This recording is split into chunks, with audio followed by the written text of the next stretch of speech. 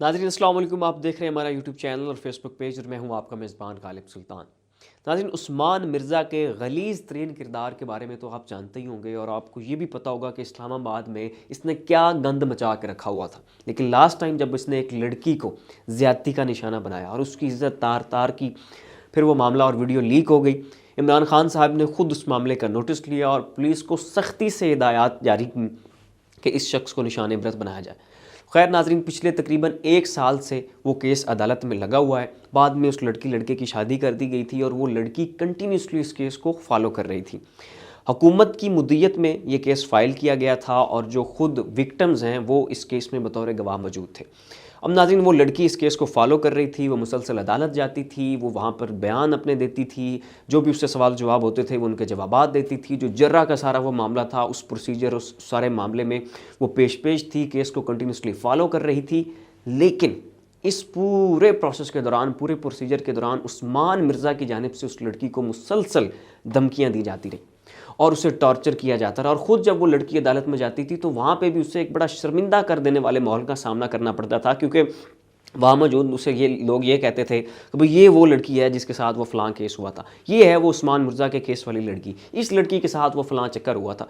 तो इतनी सारी बातें सुनने की वजह से और कमरा अदालत में अपनी शर्मिंदगी फेस करने की वजह से और बार बार इस केस को फॉलो करने की वजह से, बार बार जरा के सवाल जवाब और उस सारे प्रोसीजर से गुजर के आखिरकार ये लड़की नाजरीन थक गई।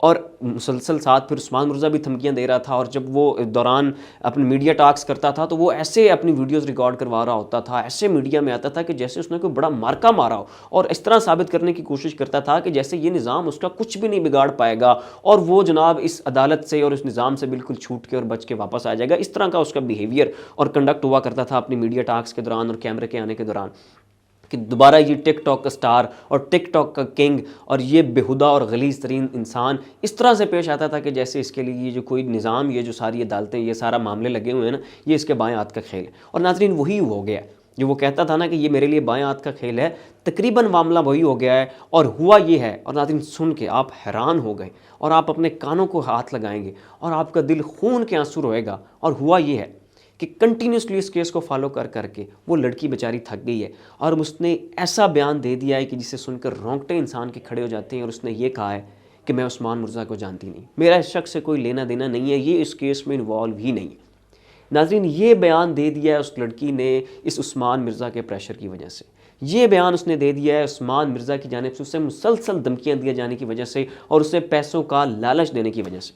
नाजरीन, जो रऊफ़ क्लासरा हैं, पाकिस्तान के बहुत ही प्रोमिनेंट एंकर पर्सन हैं, बड़े एक अजीम साफ़ी हैं, उन्होंने इस केस के हवाले से कहा है कि 1 करोड़ के दरमियान ये डील तय पाई है। उस्मान मिर्ज़ा की जानिब से उस लड़की को 1 करोड़ भी पे किया गया है, उसे धमकियाँ भी दी गई हैं, जिसके नतीजे में लड़की ने शर्मिंदगी भी फेस की, कंटिन्यूसली केस को भी फॉलो किया और फिर उसे धमकियाँ भी दी जा रही हैं। तो अल्टीमेटली नाज़रीन, उस लड़की ने इस केस को फॉलो करने से इनकार कर दिया है। अब इसके ऊपर जो एसएसपी हैं, जो इस सारे केस को मॉनिटर कर रहे थे, अताउर रहमान साहब, उन्होंने भी रऊफ़ क्लासरा साहब को इंटरव्यू दिया है और उसमें उन्होंने कहा है कि भाई हम इस केस को बहुत अच्छी तरह से फॉलो कर रहे हैं। अगर ये लड़की बतौर गवाह इस केस से पीछे हट जाती है तो भी उस सूरत में भी हमारे पास इतने एविडेंसेस मौजूद हैं, वीडियोज़ हैं, उनका हमने फोरेंसिक कराया हुआ है, हमारे पास इतने शवाहिद मौजूद हैं कि अगर लड़की पीछे हट जाती है, इसके हक़ में भी बयान दे सकती है, तो उस सूरत में भी हम इस शख्स को कैफ़र किरदार तक पहुँचा सकते हैं। तो नाज़रीन, इस शख्स का अपने हतमी अंजाम को पहुंचना ज़रूरी है। इस शख्स का निशान इबरत बनना बहुत ज़रूरी है।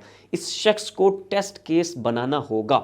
लेकिन अगर नाज़रीन ये शख्स वापस छूट के आ जाता है और वे वैसे ही टिकटॉक की वीडियोस बनाता है और 1 करोड़ की इसकी ये डील फाइनल हो जाती है और दोबारा ये अपने जनाब अपना चौधरी पुना लगा के, अपना वो डेरेबाजी करके और वहाँ पे जूते के ऊपर जूता रख के और टांग के ऊपर टांग रख के दोबारा ये सिगरेट का कश लगा के मूँछों को बल देगा, तो नाज़रीन फिर इसका टांग के ऊपर टांग रखना इस पूरे निज़ाम अदालत के ऊपर एक तुफ का निशान बना के जाएगा। फिर इसका टांग के ऊपर टांग रखना पूरे निज़ाम अदालत और निज़ाम इंसाफ के मुंह के ऊपर एक तमाचा होगा और एक ललकार होगी कि तुम लोग कुछ नहीं कर सकते। निज़ाम पाकिस्तान मेरे लिए कुछ नहीं है, तुम्हारी अदालतें, ये तुम्हारा सब कुछ इस एक उस्मान मिर्ज़ा, उस गलीज़ दरिंदे और घटिया उस्मान मिर्ज़ा के सामने हार गया, चंद रुपयों के वजह, चंद टकों के वजह, चंद धमकियों के वजह।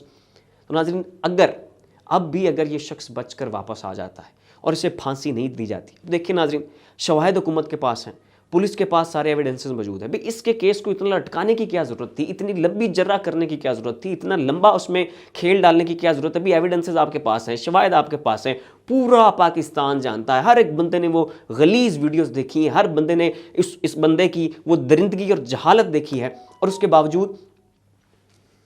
उसके बावजूद इस शख्स को अगर ये छोड़ देते हैं और अगर ये बच के आ जाता है तो नाजरीन फिर तुफ़ है इस निज़ाम अदालत पर, फिर तुफ़ है पाकिस्तान के निज़ाम अदल और इंसाफ पर।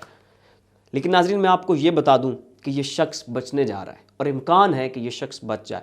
और अगर ये बच जाता है तो फिर आप हम सब के लिए हम सूरह फातिहा पढ़ सकते हैं। और ये बात याद रख लें कि ये मुल्क फिर सिर्फ़ और सिर्फ ताकतवर का है। यहाँ पर अदल मिलेगा सिर्फ ताकत वालों को, इंसाफ मिलेगा सिर्फ और सिर्फ ताकत वालों को। और एक गरीब बेचारा अगर एक बकरी भी चोरी कर लेगा तो वो उस बकरी की सज़ा के तौर पर भी सारी ज़िंदगी जेलों में गुजार देगा। लेकिन ऐसे दरिंदे और जाहिल और बदबख्त इंसान जब लोगों की इज़्ज़तें तार तार करेंगे, उन्हें ब्लैकमेल करेंगे, उनसे पैसा बटोरेंगे, ये सूरत में भी इतने बड़े ब्लंडर और इतने बड़े गुनाह और जुल्म करने के बाद भी सड़कों पर दंदनाते फिरेंगे। नाज़रीन फिल वक्त के लिए इतना ही। ऐसी मज़ीद अपडेट्स के लिए देखते रहिए हमारा यूट्यूब चैनल और फेसबुक पेज। अगर हमारे चैनल के ऊपर न्यू है तो बराए मेहरबानी चैनल को सब्सक्राइब करें, वीडियो को लाइक शेयर और कॉमेंट भी ज़रूर दीजिएगा। इसी के साथ अपने मेज़बान गालिब सुल्तान को इजाज़त दीजिए। अपना ख्याल रखिएगा। अल्लाह हाफ़िज़।